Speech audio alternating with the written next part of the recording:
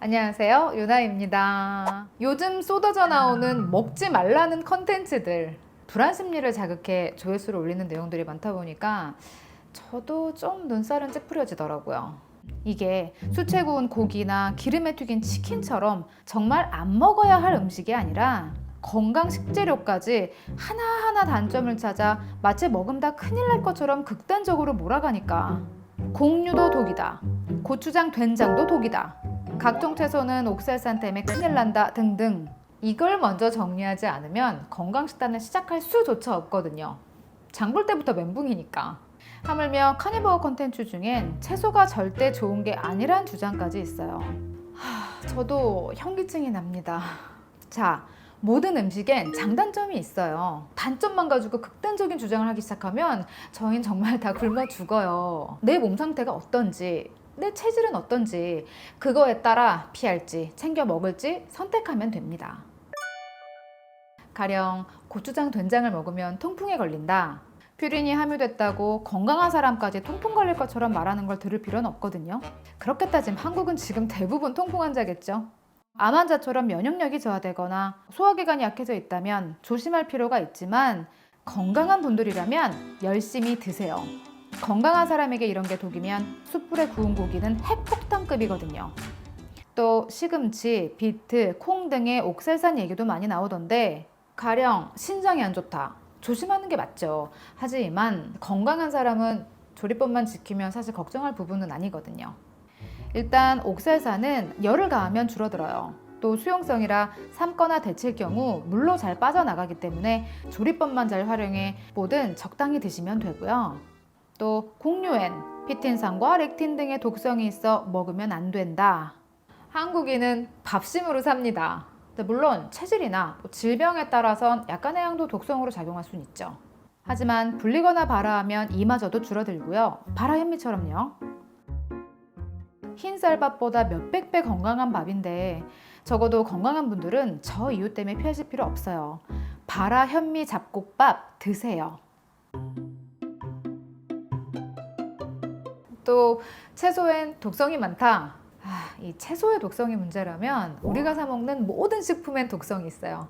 채소에 함유된 자연 독성 물질은 인체에서 해독 및 배출을 할 수 있기도 하고, 대부분 가열하는 조리를 통하면 없어지죠. 생식과 화식을 구별해 섭취하는 이유이기도 하고요. 간과 신장이 정상인 분들이라면 걱정할 부분은 아니니까 괜히 이 이유로 채소 대신 고기를 더 먹진 마시고요. 그리고 장 건강을 위해선 오히려 식이섬유를 끊고 고기를 먹어야 한다는 주장도 있던데, 섬유질 운동 없는 장 환경은 유익균의 먹이가 줄어드니 장내 미생물 불균형은 물론 대장 장벽 손상의 위험이 커져 대장암 위험까지 증가해 장기적으로 위험한 부분이 많거든요. 고기만 먹을 경우 소화가 더 잘 된다는 단편적인 부분만 보기엔 건강은 다각면을 보는 게 맞아요. 채소의 독성을 걱정할 게 아니라 고기의 높은 포화지방과 그로 인한 몸속 염증, 혈관 문제, 몸속 산화로 오는 노화, 당독소 등이 더 위험 요소거든요. 지금까지 건강하게 장수를 유지하는 모든 장수촌들, 가축의 항생제나 성장 호르몬을 놓지 않던 시절임에도 굳이 육류 섭취를 피해왔던 이유가 있죠. 현대인들도 붉은 육류 섭취를 제한하기 시작하면서 각종 질병이 완치되거나 건강이 드라마틱하게 좋아진 사례들은 차고 넘치거든요. 특히 육류에만 들어있는 일부 영양소를 가지고 고기 섭취를 주장하는 분들도 계신데, 저 같음 이 영양소 섭취하겠다고 다량의 당독소와 콜레스테롤을 함께 먹을 바엔 건강식 먹던 대로 먹고 B12나 햄철 등은 영양제로 섭취하거든요. 육류 섭취에 대한 일부 연구 결과나 임상만으로 카니버어가 채소 섭취보다 더 건강하다라는 주장엔 그걸 반박할 주장이 몇백 배는 더 많다고 전 생각해요. 기관적으로나 자료의 양으로나 실사례들로나. 결론은 이겁니다. 선택은 본인의 몫이에요. 내가 고기를 좋아하고 육식이 건강하다 믿는다면 어차피 다른 사람 말은 귀에 안 들어오거든요. 내가 믿고 선택한 식단을 평생 유지했을 때, 내가 노인이 되었을 때도 과연 건강할지, 그걸 자신하는지. 다른 사람과 비교하지 마세요. 그 사람은 내가 아닙니다. 내 건강은 내 선택입니다. 저도 고기를 먹어요. 저 비건 아닙니다. 단 무조건 소고기는 최대 피하고요. 소고기보단 닭, 돼지를, 닭, 돼지보단 해산물이나 달걀을 선택하려 노력하고 있어요. 근데 중점은 좋은 걸 챙겨 먹는 것도 중요하지만 안 좋은 걸 안 먹는 게 더 중요하다. 설탕 같은 예로 맞아요. 설탕은 무조건 안 먹는 게 맞는데 이제 저도 설탕 끊기를 해봤는데 한두 달은 챌린지처럼 버텨도 평생 0%를 유지한다는 건 일상생활이 어렵더라고요. 이렇게 생각하는 게 맞는 것 같아요. 설탕은 먹는 즉시 노화 제조기거든요. 딱 먹는 만큼 몸이 상한다. 절대 예외란 없다. 이걸 항상 기억하고요. 그냥 매 순간 피하려고 노력하는 거죠. 줄이려는 의식이라도 하고 있는 것과 전혀 신경 쓰지 않고 먹는 건 실제 섭취량의 그 결과가 어마어마하게 달라요.